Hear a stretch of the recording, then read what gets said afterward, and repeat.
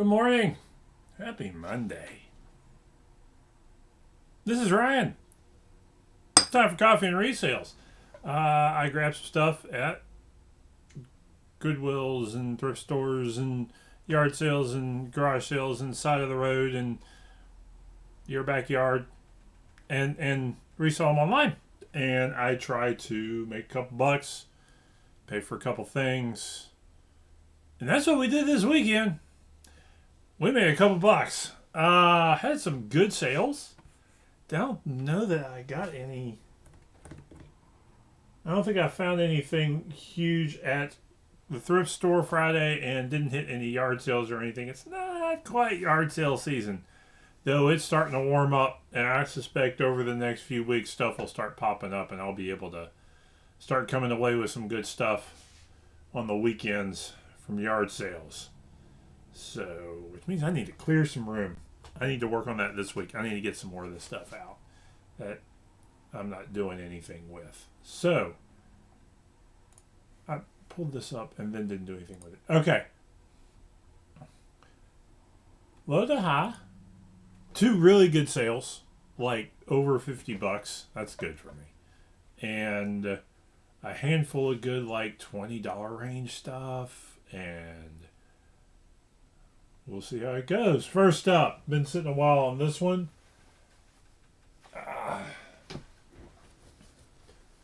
Fortnite t-shirt size medium t-shirt.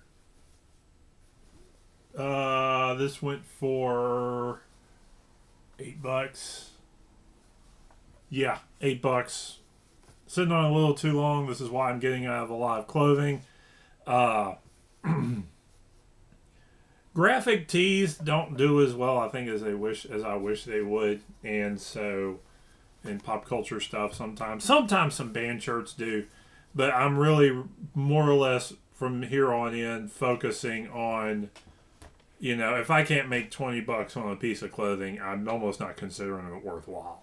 It just sits too long and takes up too much room to sell an $8, $9, $12, $15 shirt. I mean, maybe if I find one that's like, okay, this is going to sell for $15 tomorrow, I might, and if I get it cheap enough, I might. If I get a big stash at like 50 cents a shirt, I might. But it really isn't worth the time. I don't have the time to do it. Glad to see it get out the door, though. So anyway, sneak preview. And let's see, next up, House on Pooh Corner. This is I think a 61. It's a 1961 edition, House on Pooh Corner. A little bend in but the guy paid $15 for it. I took a picture. I described it. Still wanted it. Still is good binding. Still a pretty little book. Looked great on a shelf or had, fill a hole in the collection. So, $15 on an old version of House on Pooh Corner. Let's see. Old kids' books I tend to grab. And they tend to sell. So, there you go. But that's also one you can't grab every single one of them. You have to do your research.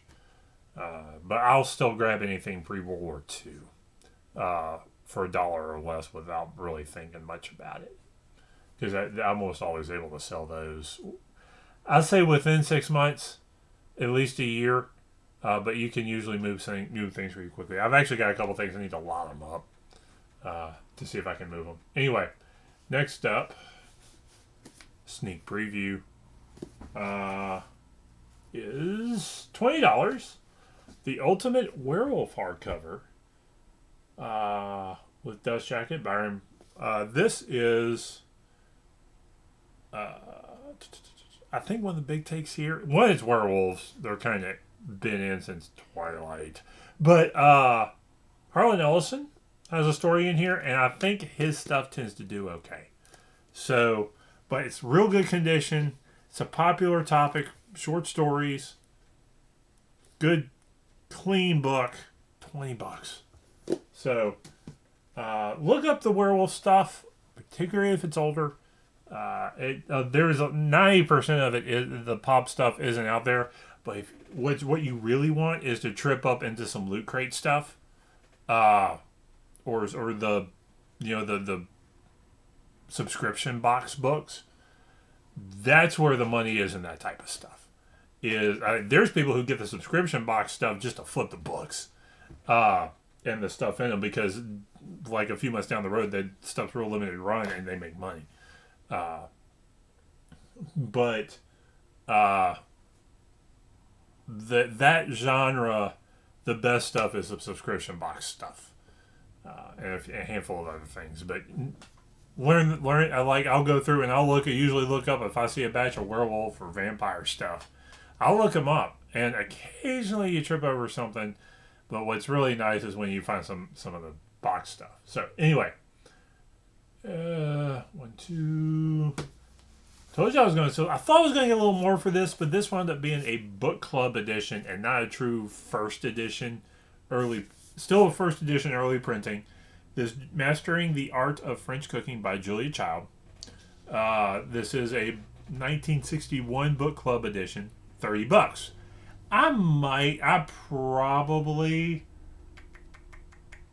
should have gone for 50 on it, and then drew it down. But I bet I wound up about where I wound up anyway, and it sold. It sold fast, and the person didn't make an offer on it. So I wonder if I couldn't have gotten a little bit more for it. But I'm not going to complain, and I'm not going to kick myself in the rear end. It's not like this is a $150 book that I sold for $30. This is a $50. This is a maybe that was a $50 book, and I got $30 for it real fast. It's not a big deal. So, good one there.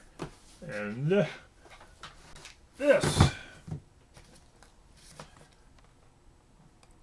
a Bible. But what kind of Bible? This is a New King James, giant print, center column reference edition.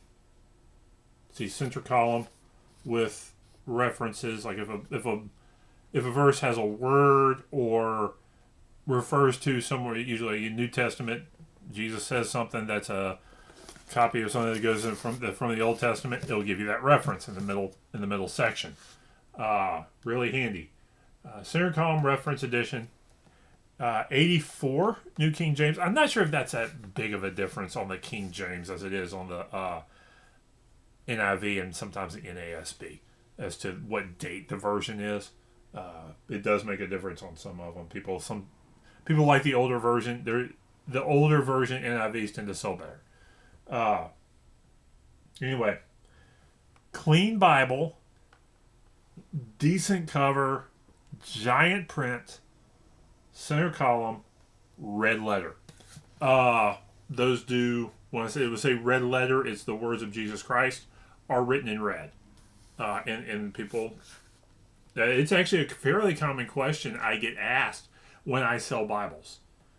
Is words in Christ. It's got to where if it's in there, I write it in the description. So giant print Bibles do really well, and it doesn't matter the version. Your standard Gideon style paperback King James doesn't do well, but you throw some bells and whistles. For lack of a better term, bells and whistles on a Bible is what makes it sell. Unless it's super clean with a really high end cover, not like faux leather or the really cheap ones. I'm talking like the really nice, like lifetime leather Bibles. But giant print reference study Bibles. This one is clean inside. There's no writing. There's no writing on the dedication page. None of that. There's no highlighting in the Bible. No rips, no tears. Good binding.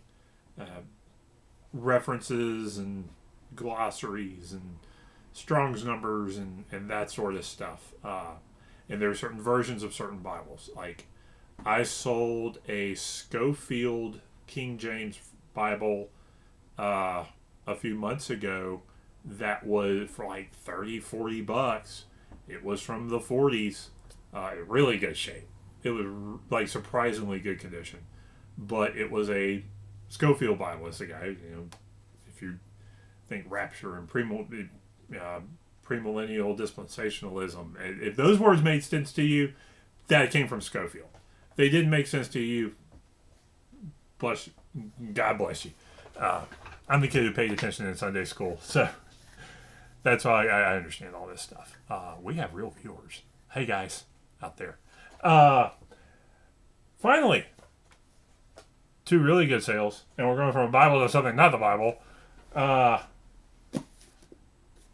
Kill or Get Killed. This is U.S. Marine Corps FMRF RFP 1280. Kill or Get Killed. This is illegal in England. Can't sell it there. This is like the actual Navy, Marine publication. You can find this in different versions later made. This is what Marine got in his bucket. So this is a very I don't know if there's another one out there, but when I first got this was the only one like it on eBay. I actually started it at $200 and was slowly drawing it down over time, and it got a little interest here and there. I sold it for $80, so not complaining because I picked it up for $1 or something like that. So anyway, really nice find out there. These, if I get these sort of manual, military issue manuals with the, the code things and all, the official publications for $1 or $2 or less, I grab them every time.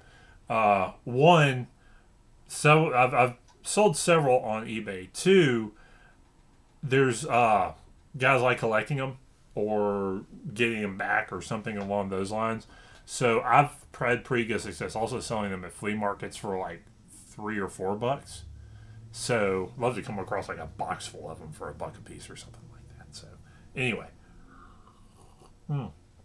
finally, the hat. This is a Rudiger. What we got? Wide brim fedora, medium. There's actually a hat band size to it that I don't remember right off, but Rudiger publishes what size they mean by medium. It's too small for my big old head. Otherwise, I probably would have kept it. This is felt. Let's see, brown hat, $60. Picked it up probably for $3 or $5 at Goodwill, and looked it up, saw that a lot of comps were over 50. So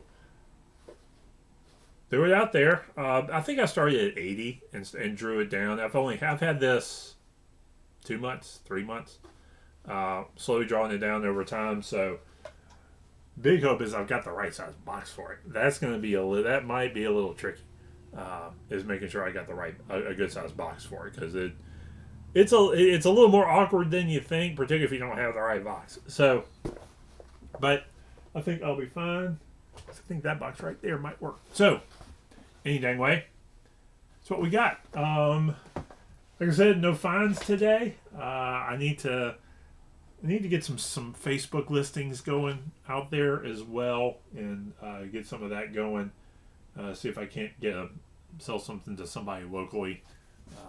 Take a picture of a big box of books. Say, hey, who wants one of these for $2 a piece? So, and see if I can get a hit that way. So, other than that, we're good to go. So, y'all have a good day out there. Like, comment, subscribe, and let's see if we don't make it going good this week. Have a good one.